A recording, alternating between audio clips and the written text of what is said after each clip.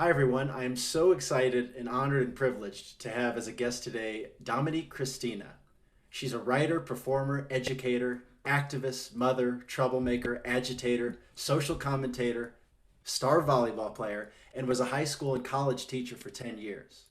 She was the National Poetry Champion in 2011 and Woman of the World Slam Champion in 2012 and 2014. Her books, available everywhere, include The Bones, The Breaking, The Balm, A Colored Girl's Hymnal, Anarcha Speaks, and This is Woman's Work, calling forth your inner counsel of wise, brave, crazy, rebellious, loving, luminous selves. Dominique can be found speaking online on TEDx and also on HBO's High Maintenance. Dominique, it's so awesome to have you on today. Thank you for joining us. Of course. Thank you so much for having me. So I wanted to start. You said you were an accidental poet, That's and true. that in a Dickensian manner, you thought your grandkids would find your work in a closet after your death. What made you decide to share with the world now? Peer pressure. I just, I really didn't envision this for myself. I was introduced to poetry in undergrad my senior year after I broke my navicular bone at opening ceremonies in the Olympic Games and had to really start thinking about a different identity or an expansion of the identity that I had been cultivating at that point for 11 years. I had played volleyball at a high level every day of my life from the age of 11 to the age of 22. And then my one and only injury was in this critical moment. And I had to really start thinking about who else I might be, and what else about my personhood I might cultivate.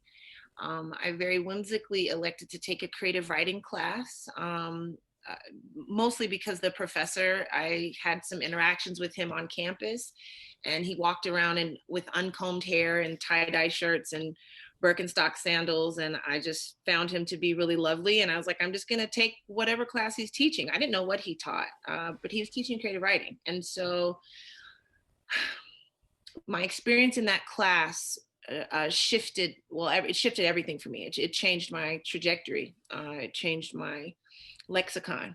It changed my consideration of the world and who I was going to be in the world. So um, I knew I was a writer.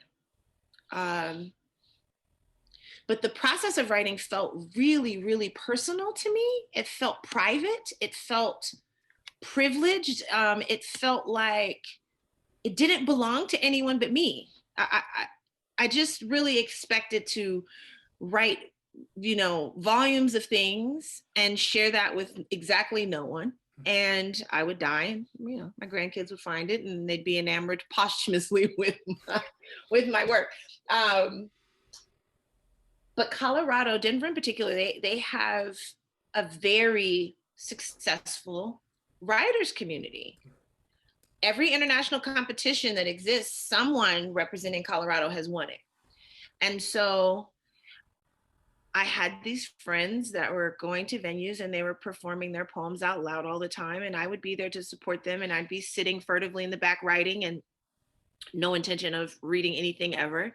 And they knew I was writing in the back of the room and they just started pressuring me to say things out loud, to try it, to just risk something. And after it took about 2 years of that. And then I finally started reading things out loud. And from there, it was just inexplicable because it was like I was getting a lot of attention, gaining a lot of traction. My work was, people were really resonating with it. I didn't expect any of that. Like I know I'm good on my feet. I know I'm a good speaker. I have no shyness around public speaking or anything like that. I can do all kinds of impromptu stuff and be really comfortable, right?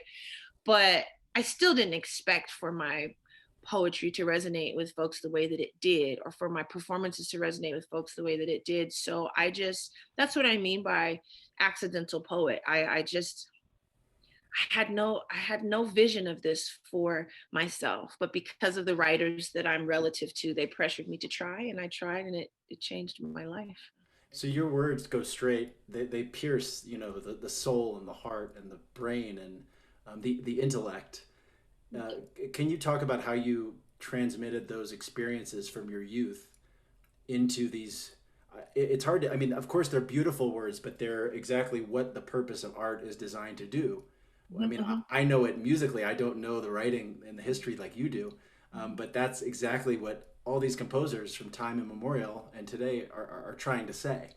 And you mhm, sort of do it just without even, it seems natural. I know you just talked about the incubation period, but can you mhm. talk about how you took those experiences, whether your own or those of those that came before you or others that you've witnessed in some way, and transmitted that into something that moves people in a different way than they would be just hearing about those experiences? Mhm, mhm. Um, well, I believe that language is a culture keeper. I believe I have witnessed language when used deliberately and skillfully and poetically and lyrically change, the atoms in a room, shift consciousness, raise consciousness, take a person who walked into the room completely unconvinced that they should keep living, and they, by the end of it, feel really dedicated and committed to their staying. I've seen language do that. I needed to have a relationship with language that was powerful and that belonged to me. Most of us, well, we all acquire language the same way. It's a borrowing and a co-opting, and that's not to indict anybody. That's just how we learn it. Someone mimics things, they say a set of sounds, they put them together and they point to the thing, and so we know that set of sounds now means that object, and we develop language that way. But we also co-opt and borrow usage. So a lot of times if someone is misusing a word and it gets perpetuated, that word, now its misuse becomes a part of culture and we don't question it. And it's words that we don't even think to consider that sometimes are the most misused, and I was uncomfortable with that. So I wanted to go back and have a very deliberate relationship with language because it was important for me, especially in the unpacking and the unearthing of the things that I was going to be unpacking and unearthing. I needed to know that I knew what I was saying, not think I knew what I was saying. That's really what it is for me. I just think I have a pretty good relationship with language. It feels very available to me. And so I try to, in my use, demonstrate over and over again how big language is and how much it can offer the listener. I love how you talk about being an etymologist as well. Mhm, You go into sort of the root cause of words and their derivations. mhm, For example, one of the words that you talk about, nice, nescious, mhm. ignorant, or nescire, not know, which is the opposite of what most of us think about. Can you think of a word that you discovered that like shocked you the most that it had that etymology? Nice was pretty shocking for me, but there's so many. I could say from a cultural standpoint, I this idea of invoking the word slave as a way to sort of language people that I borrow blood from, the unpacking of that word, and realizing it has absolutely nothing to do with the people that I borrow blood from. Because slave comes from Slav, capital S, as in Slavic, as in they really assigned that because of all of these wars. It then became the meaning became conquered person, and that doesn't explain anybody that I come from. So it's that for me. It was very revelatory. It helped me identify myself in a wider way, right? In a bigger way, a more powerful, intentional way. Um, there are words like choose and decide that are really important to me and that were really powerful to me in my parenting, and we use them as though they're interchangeable, but they're not. The and so very quickly, words reveal themselves to you, and we know English is parented by languages that are older, right? And so when you see CIDE as a suffix in the English language, it tells you exactly what's going on, right? That's why you have, if I say homicide, suicide, fratricide, genocide, we know something's being killed off, right? The prefix tells you what's being killed off. The suffix tells you to kill off. That's literally in Latin what it means. Side, CID, okay? So if I say decide and choose are the same, that becomes problematic because when you decide a thing, it says fundamentally, I have elected this And in electing this, I've killed off opportunities to elect anything else. But if I choose this and it doesn't work out, I can choose something else. Make sense? So when I'm raising teenagers, a fundamental question becomes, you know, they would do goofy things and I would just say, was that a decision or a choice? You know, did you lock yourself in that moment, or did you give yourself room to move differently?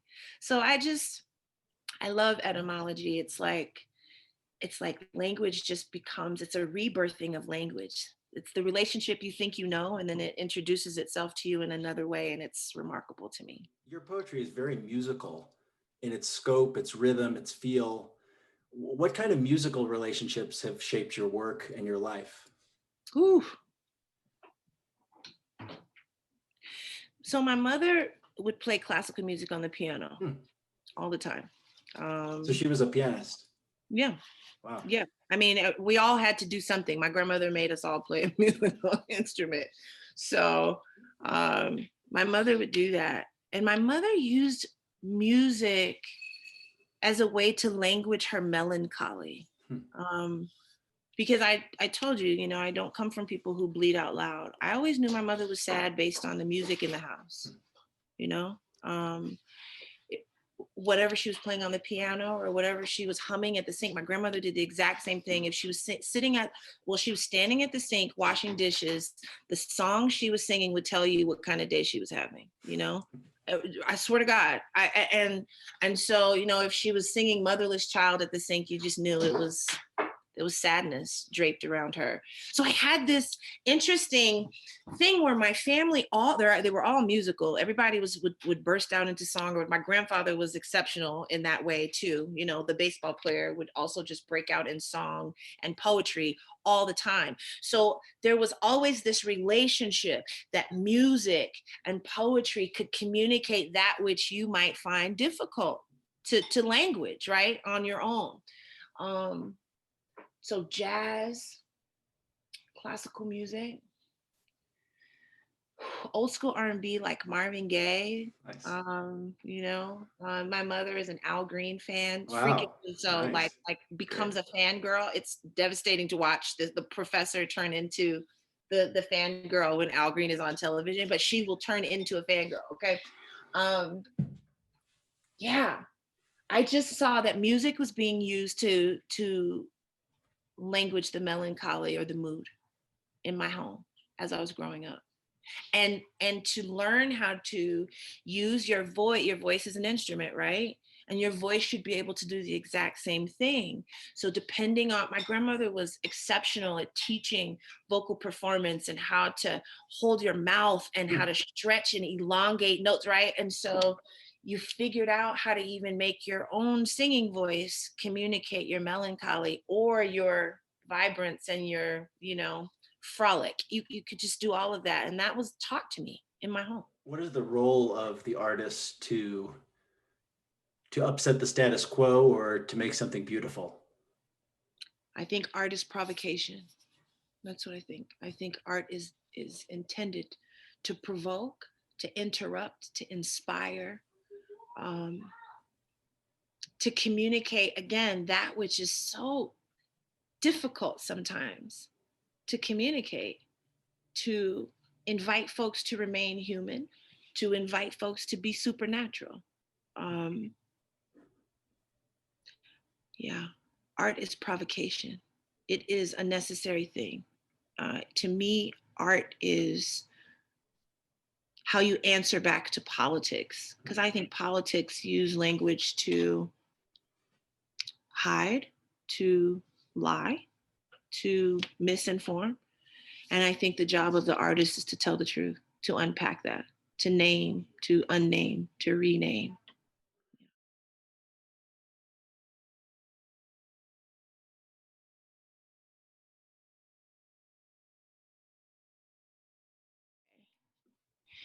Here we are, friend. It's morning. We made it.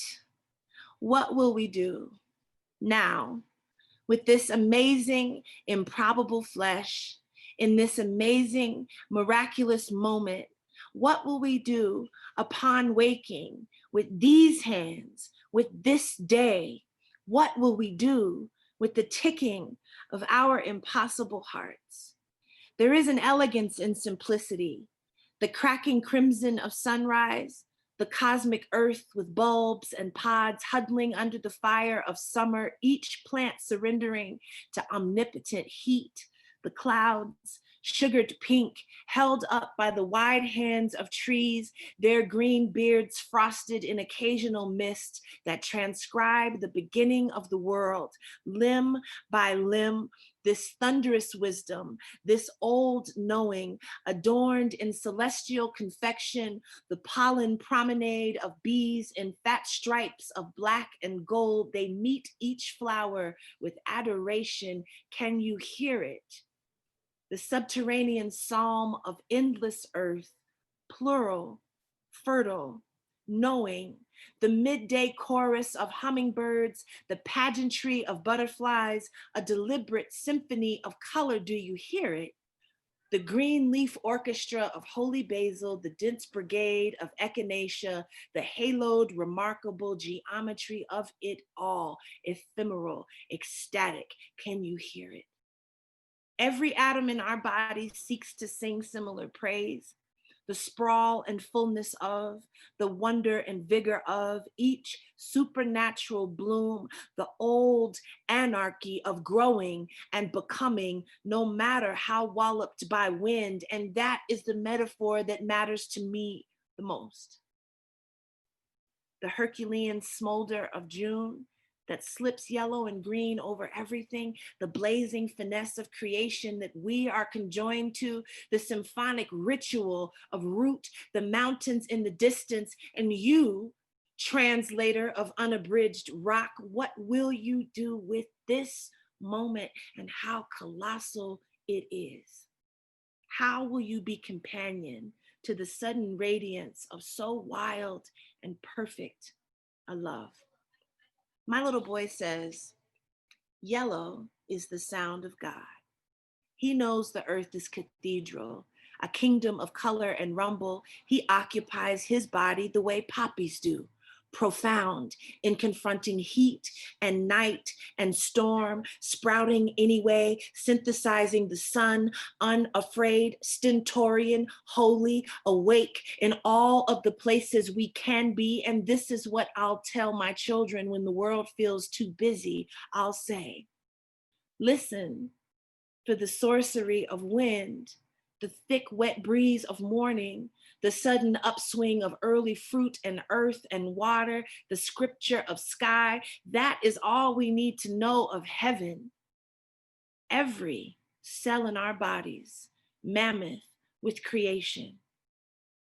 The creeks that crackle with rainbow trout, all waiting for us to awaken, to strut and dance until our limbs are savagely young, completely free. It's a connection older than words, and that's what I'll tell my children. I'll say, open your eyes, you're awake now. What magic will you make with this moment, and what miracles can be performed only by you? And what are you waiting for? It's morning. You made it. Open your eyes.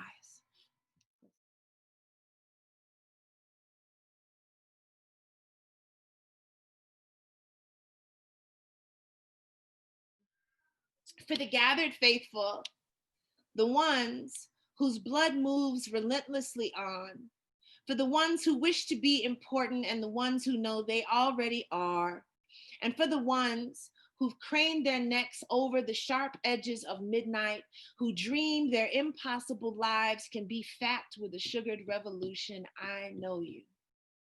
I know you've been keeping stars in your eyes, and I know daggers have been at your throats. I know you practice the forgetting of fear. For the ones who were never told that they are worthy of every good and perfect thing, the ones who hustle and scrap and scrape and keep their back straight. I know it's not easy. I know how hard you try to live a life that has enough good people in it who will look you in the eye, call you by your name. I know you never meant to be so symbolic, so sacrificial, all of you with your faith that all of this has been a rehearsal. Listen, you're not charity cases. not victims, not history's bad luck accident. So to the holding on ones, the deliberate ones, the trying ones, the soon and very soon ones, just praise. Praise your body and the way you woke up this morning.